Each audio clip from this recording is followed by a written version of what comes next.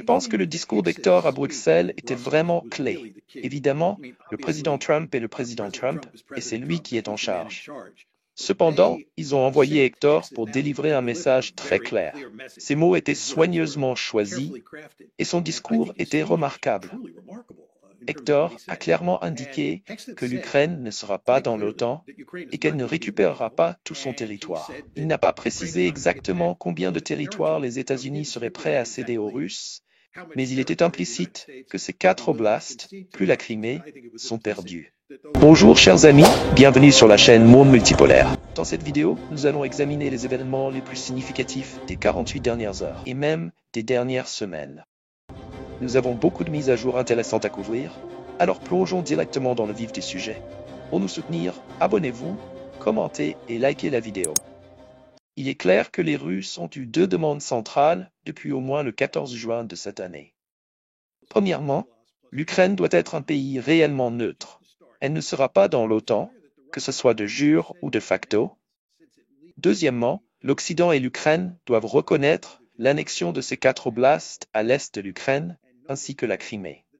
Ainsi, d'une manière très significative, Hector, parlant au nom de l'administration, a déclaré que nous acceptons ces 2 principales demandes des Russes. C'est un grand tournant. Je ne m'y attendais certainement pas, et cela ouvre la possibilité d'obtenir un accord. Cependant, il y a une autre grande dimension à cela, au-delà de l'Ukraine elle-même, comme l'a souligné Alexandre. Hector a dit que si une garantie de sécurité est donnée à l'Ukraine, cela n'inclut pas les États-Unis. Ce sont les Européens qui doivent fournir cette garantie. C'est une déclaration remarquable, car nous savons tous, et Zelensky l'a dit, qu'une garantie de sécurité des Européens sans les États-Unis et sans l'OTAN est sans signification.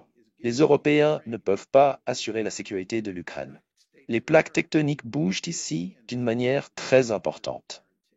N'oubliez pas que le président Trump n'est en fonction que depuis environ 3 semaines. 4 autres années sont devant lui. En ce qui concerne la relation entre les États-Unis et l'Europe, il peut fondamentalement changer cela au cours des 4 prochaines années.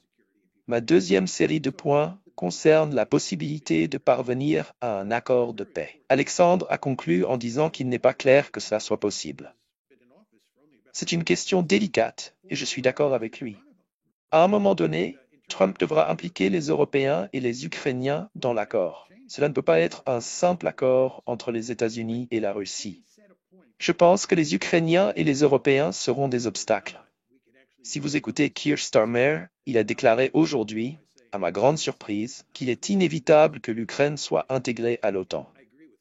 Cela contredit directement ce que dit l'administration Trump. C'est une déclaration provocante qui soulève des questions sur la manière dont les Européens, les Américains et les Ukrainiens pourront élaborer un accord avec les Russes acceptable pour les 4 parties. D'une manière très significative, les États-Unis commencent à se séparer de l'Europe. Hector a déclaré récemment à Varsovie qu'il faut comprendre que les troupes américaines en Europe ne sont pas éternelles. C'est une autre déclaration remarquable. Aucun décideur précédent, surtout dans l'administration Biden, n'aurait dit quelque chose comme ça. L'autre problème est qu'il faudra du temps pour faire fonctionner cela. Pendant ce temps, les Russes gagnent sur le champ de bataille. Et il est possible que tout ce discours des derniers jours sème de nouveaux doutes dans l'esprit des soldats de l'armée ukrainienne, les rendant moins disposés à se battre et facilitant l'effondrement de l'armée ukrainienne, ce qui permettrait aux Russes de conquérir plus de territoires. Étant donné la difficulté d'établir un accord et le danger que les Russes finissent par capturer beaucoup plus de territoires, il est difficile de voir comment tout cela va se dérouler. Envisager les implications d'une conquête de territoire par les Russes. Parler de signer un accord où les 4 oblasts plus la Crimée sont perdus est une chose, mais parler d'une situation où les Russes contrôlent 8, 9 ou combien d'oblasts que ce soit, une très grande partie du pays, en est une autre. Amener les Russes à abandonner ces oblasts supplémentaires qu'ils ont conquis pour rendre l'accord acceptable pour les Ukrainiens et pour les Européens sera extrêmement difficile. D'une part, je pense que vous avez absolument raison de dire que les Russes ne nous font pas confiance, et pour de très bonnes raisons. En considérant simplement Donald Trump et son caractère changeant, c'est la dernière personne au monde à laquelle vous voulez vraiment faire confiance. Cela signifie que les Russes ont un puissant incitatif à conquérir beaucoup de territoires et à affaiblir l'Ukraine autant que possible. Cela complique encore plus la possibilité d'un accord. Les Russes ne seront pas généreux, car ce n'est pas dans leur intérêt stratégique d'être généreux face aux États-Unis, qui tireront profit de la situation. Sur le champ de bataille, ils ont actuellement l'avantage. Ce qui me fait peur, c'est qu'il sera impossible d'obtenir un accord, non seulement à cause de la résistance des Européens et des Ukrainiens, mais aussi en raison de la situation territoriale actuelle et des incitatifs pour la Russie de rendre l'Ukraine un État défaillant. Cela va compliquer les choses. Si vous voulez un accord de paix, ce que Trump veut, vous n'avez d'autre choix que d'accepter les deux principales demandes des Russes. Il n'y a tout simplement pas d'alternative ici. Comme l'a dit Alexandre, nous n'avons pas de carte à jouer. Pour mettre fin à cela, vous envoyez Pete Hector, et il déclare qu'il y aura une Ukraine neutre, et nous reconnaîtrons que la Russie a annexé certaines zones de territoire. Un débat sur ce que ce territoire devrait être aura lieu, mais Trump n'a vraiment pas le choix ici. S'il n'accepte pas ces demandes, la guerre continuera. Poutine l'a clairement fait comprendre, et tous ses lieutenants l'ont également affirmé. C'est très simple. Et si les Européens et les Ukrainiens, il y a aussi beaucoup de gens aux États-Unis qui sont très mécontents de cet accord ou de la direction que prend Trump, supposons qu'ils prévalent tous. Où cela nous laisse-t-il? Si Trump échoue à mettre en place un accord et à mettre fin à cette guerre, où cela nous laisse-t-il? Les États-Unis vont-ils simplement s'éloigner de l'Europe de toute façon? Vont-ils dire que les Européens ne coopèrent pas avec nous? Donc laissons-les gérer ce problème. C'est une possibilité. Mon deuxième point est qu'une des raisons pour lesquelles les Européens sont si soumis aux États-Unis, c'est parce qu'ils craignent que nous partions. Donc ils agissent de manière bienveillante envers nous et font ce que nous voulons. Cependant, cela les a mis dans de réels problèmes, car ils n'ont jamais agi de manière indépendante par le passé. Ils sont complètement soumis aux États-Unis. Et maintenant, alors que les États-Unis veulent un peu les couper sous les pieds, ils ont vraiment nulle part où aller. On vous dit qu'ils auraient été beaucoup plus sages dans le passé d'avoir résisté aux États-Unis. Si nous revenons au sommet du 28 avril, si Angela Merkel et Nicolas Sarkozy avaient vraiment tenu bon, ils auraient peut-être résisté à l'expansion de l'OTAN en Ukraine. En toute probabilité, nous ne parlerions pas du problème du départ des États-Unis d'Europe à ce stade. Mais ils n'ont pas résisté à George W. Bush. Nous savons ce qui s'est passé après cela. Cependant, comme nous l'avons dit auparavant, vous ne parvenez pas à l'accord que Poutine veut. Et ensuite, cela se règle sur le champ de bataille. Si cela se règle sur le champ de bataille, ce sera beaucoup pire pour l'OTAN et encore pire pour l'Ukraine. Il ferait mieux de parvenir à un certain accord maintenant. Je ne soutiens pas que cela serait un bon accord du point de vue de l'Ukraine, c'est désastreux. Mais c'est la moins mauvaise alternative à ce stade. Nous avons poursuivi cette politique remarquablement folle si longtemps maintenant que nous nous sommes mis dans une situation où le résultat pour l'Ukraine ne peut être rien de moins que désastreux. Mais maintenant, nous posons la question, à quel point cela va-t-il être désastreux? Je veux être clair ici. Je ne soutiens pas que régler cette guerre selon les termes de Poutine est bon pour l'Ukraine, dans le sens où ils obtiennent un bon accord. Ils n'obtiennent pas un bon accord, ils obtiennent le moins mauvais accord. Et cela est dû au fait que les Ukrainiens eux-mêmes, principalement sous la direction de Volodymyr Zelensky, et les Américains, principalement sous la direction de Joe Biden, ont poursuivi cette politique remarquablement folle qui nous a conduits à cette terrible situation dont il n'est pas facile de sortir. Le problème est qu'un grand nombre de personnes en Occident ne comprennent pas cela. Elles opèrent sous l'illusion que l'Ukraine va bien et que tout ce que nous avons à faire est de leur donner un peu plus d'armement et de peaufiner la machine de combat, et ils repousseront les Russes et finiront par les faire reculer. Si vous pensez de cette manière à propos de la situation sur le terrain, alors évidemment, vous n'allez pas aimer cet accord du tout. Mais si vous faites face à la réalité, comme le font Henry Kissinger et Donald Trump, alors il est évident que vous n'avez d'autre choix que de mettre fin à la guerre sur des termes favorables, si vous le pouvez. En revenant à ce que vous avez dit il y a quelques minutes au sujet de ce qui se passe sur le terrain et comment cela influence les événements, il est très important de comprendre qu'Henry Kissinger a dit explicitement que la position américaine est une reconnaissance des réalités du pouvoir sur le terrain. Pensez simplement à ces mots. Il a dit cela à Bruxelles, c'est une reconnaissance des réalités du pouvoir sur le terrain. En d'autres termes, Kissinger comprend que l'administration Trump est en train de dire « Nous avons perdu. Nous avons perdu cette guerre. La marée a tourné contre l'Ukraine et l'Occident. » Donc encore une fois, je pense que le discours de Kissinger, lorsque vous l'examinez, est vraiment un document remarquable. Le nombre de choses qu'il dit en termes très clairs et assez profonds, je suis d'accord avec elle. Mais les choses qu'il dit, qui sont assez profondes et explicites, sont vraiment étonnantes. Je pense que l'administration Trump va s'appuyer sur ce que Kissinger a dit. Je pense que c'est la fondation. Je crois qu'ils l'ont envoyé là pour défendre cet ensemble d'arguments. Deuxième point, juste à propos du multilatéralisme. Je pense que ce qui se passe ici, c'est que les États-Unis veulent se tourner vers l'Asie et comprennent que si vous vous tournez vers un endroit, vous devez vous tourner à partir d'un autre. Ils veulent se détourner de l'Europe et aller vers l'Asie.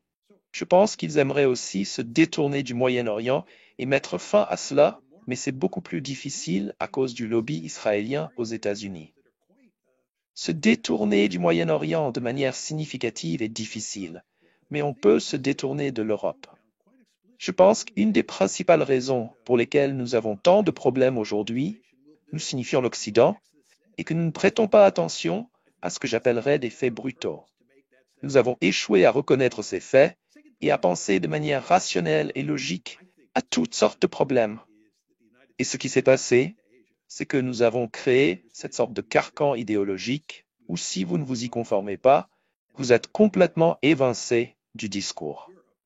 Le discours mainstream est vraiment assez étrange, et J.D. Vance soulignait ce point à Munich quand il disait que c'était un peu comme l'Union soviétique d'autrefois, ici en Europe. Il y a ce carcan idéologique pour que des gens comme nous, qui ont longtemps soutenu des points de vue contraires à la sagesse conventionnelle, soient écartés. Je crois que nous mettons l'accent sur des faits brutaux et la logique. Ça ne veut pas dire que nous avons toujours raison. Nous avons tous eu tort sur un certain nombre de sujets, mais cela fait partie du territoire. Nous nous concentrons sur les faits brutaux et nous essayons d'être aussi logiques que possible. Cependant, parce que nous arrivons à des conclusions qui sont en dehors du carcan idéologique, vous êtes essentiellement évincés.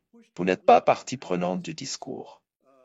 Je pense donc qu'il est très important, surtout quand il s'agit de questions de sécurité nationale, que les gens soient brutalement honnêtes sur ce qui se passe, qu'ils l'aiment ou non. Vous savez, si vous voulez être un bon stratège et réfléchir à ce qui est le mieux pour votre pays, une sorte d'intégrité intellectuelle de base est essentielle. Je pense que l'intégrité intellectuelle a souffert d'un énorme dommage depuis la fin de la guerre froide en 1989.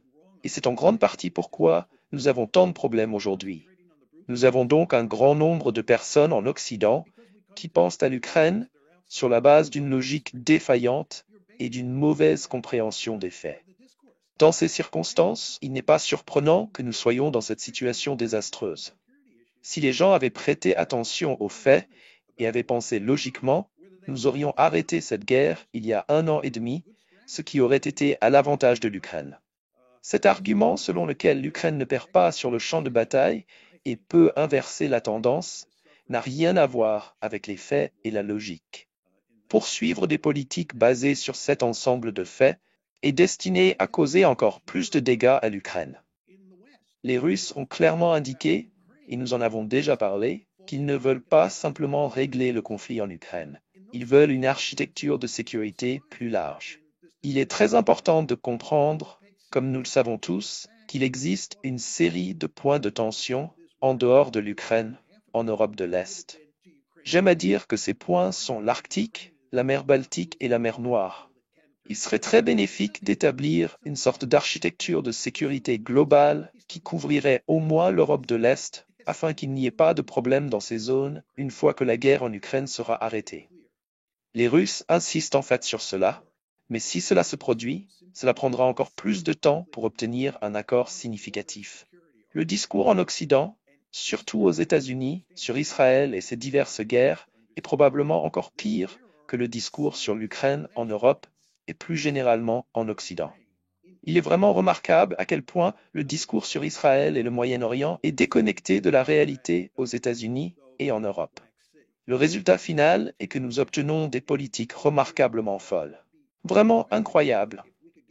Je pense que ce qui se passe ici, c'est que l'administration Trump veut établir de bonnes relations avec les Russes et en effet les éloigner des Chinois. Je pense que l'administration Trump essaie de faire ce que l'administration Nixon a fait en changeant notre relation avec la Chine, parce que nous n'aimions pas l'idée de la Chine. Et l'Union soviétique étant les meilleurs amis, nous étions de l'autre côté de la barrière. Nous avons amené les Chinois de notre côté de la barrière. Je pense qu'en l'occurrence, ce que Donald Trump et son équipe essaient de faire, c'est d'amener les Russes de notre côté de la barrière et de créer une certaine distance. Cela ne signifie pas que les Russes et les Américains vont devenir de grands amis ou alliés. Mais je pense que l'administration Trump veut établir une distance entre la Chine et la Russie, tout en cherchant à nous retirer d'Europe autant que possible pour nous permettre de nous concentrer sur l'Asie de l'Est. Ce qui s'est passé ici, c'est que l'administration Trump a dit qu'elle acceptait les deux paramètres clés que les Russes ont proposés, ce que, jusqu'à présent, à peine personne en Occident a considéré comme acceptable.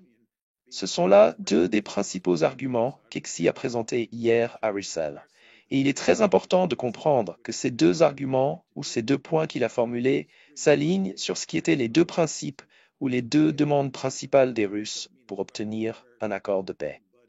En d'autres termes, les Russes ont déclaré que l'Ukraine ne peut pas faire partie de l'OTAN, premièrement, et deuxièmement, l'Occident doit reconnaître que nous avons annexé la Crimée et ses 4 oblasts dans la partie la plus orientale de l'Ukraine. Ce qu'Exi a dit et ce que Donald Trump a déclaré hier, c'est que l'Ukraine ne fera pas partie de l'OTAN, premièrement, et deuxièmement, que les frontières ukrainiennes d'avant 2004 ne seront jamais considérées comme les véritables frontières de l'Ukraine. L'Ukraine devra accepter le fait qu'elle va perdre une partie importante de son territoire. Maintenant, combien de territoires les Américains sont-ils prêts à laisser aux Russes n'a pas été précisé, mais par implication, il semblait qu'Exi disait que les Russes pouvaient conserver ces 40 oblasts plus la Crimée. Je veux dire que ce que Donald Trump et Exi ont fait hier a radicalement changé la politique étrangère américaine envers la Russie et l'Ukraine. Ils vont à l'encontre de l'opinion conventionnelle. Vous vous attendriez donc à ce que John Bolton et la grande majorité des experts en sécurité aux États-Unis et en Europe de l'Est soient furieux de ce que Donald Trump et Exi ont fait. Et bien sûr, les Ukrainiens eux-mêmes ne vont pas être contents de cela, pour le dire simplement. Il faut aussi réfléchir aux Européens dans ce contexte. Il y a vraiment 3 acteurs de notre côté. Les Américains, et ici nous parlons de l'administration Trump, les Européens, tant de l'Ouest que de l'Est, et ensuite les Ukrainiens. La question que vous devez vous poser est de savoir si nous allons réellement prêter une attention sérieuse à ce que l'Ukraine et l'Europe veulent, ou si nous allons simplement négocier un accord pour nous-mêmes. Exi a clairement indiqué hier que les États-Unis ne vont pas fournir de garantie de sécurité à l'Ukraine, qu'il incombe aux Européens, ou excusez-moi, qu'il incombe aux Européens et à d'autres non-Européens de fournir la sécurité pour l'Ukraine à l'avenir, et qu'en aucun cas l'OTAN ne peut le faire. Vous voyez donc ce qui se passe ici. C'est mon point précédent. L'administration Trump dit essentiellement aux Européens qu'ils sont responsables de l'Ukraine, que nous nous retirons. Et si nous nous retirons de l'Ukraine, nous nous retirons aussi de l'Europe. Nous nous retirons de l'OTAN. Je suis peut-être en train d'exagérer, mais il y a un grand élément de vérité dans ce que je dis ici. Le point est qu'il n'y aura pas de garantie de sécurité sans les États-Unis. Vous avez besoin des États-Unis pour avoir une garantie de sécurité. En fait, vous avez besoin de l'OTAN pour avoir une sorte de garantie de sécurité. Ce que dit Exi, je veux dire, vous voulez comprendre à quel point ces commentaires étaient radicaux. Il dit essentiellement que nous nous lavons les mains de l'Ukraine, que nous nous lavons les mains de l'Europe. Le fait est, et encore une fois, Exi l'a clairement dit, nous sommes en train de conclure un accord qui reflète les dures réalités du pouvoir, l'équilibre des pouvoirs sur le champ de bataille. Notre côté est en train de perdre. Les Ukrainiens et l'Occident sont en train de perdre face aux Russes et il n'y a pas de moyen de rétablir l'équilibre. Alors, quel levier avons-nous? Pas beaucoup. De plus, Donald Trump n'est pas intéressé à jouer dur avec les Russes. Donald Trump s'intéresse à avoir de bonnes relations avec les Russes et fondamentalement à sortir d'Europe ou du moins à réduire notre engagement envers l'Europe d'une manière fondamentale. Encore une fois, c'est pourquoi Donald Trump, en ce qui concerne les commentaires d'hier, où l'administration Trump agit de manière aussi radicale.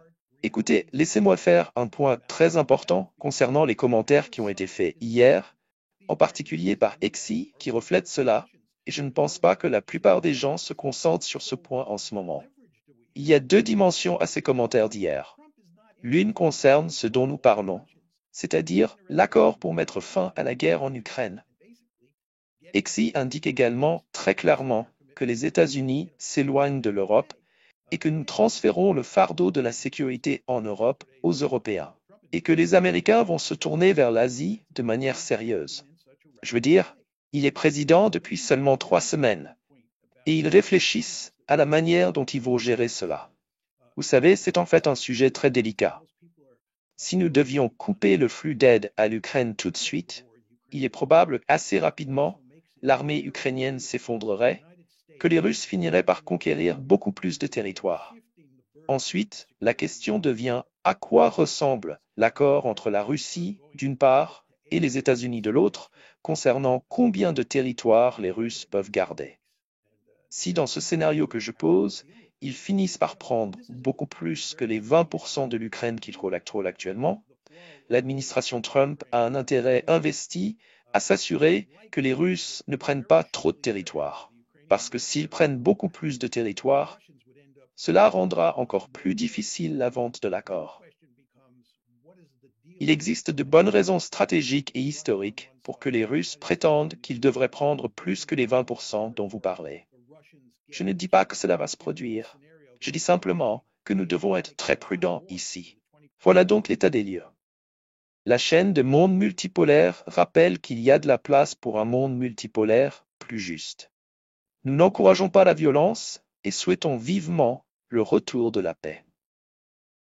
Merci de votre attention. Abonnez-vous à ma chaîne, mettez un like, notre Telegram sera bientôt disponible. Passez une bonne journée. Au revoir.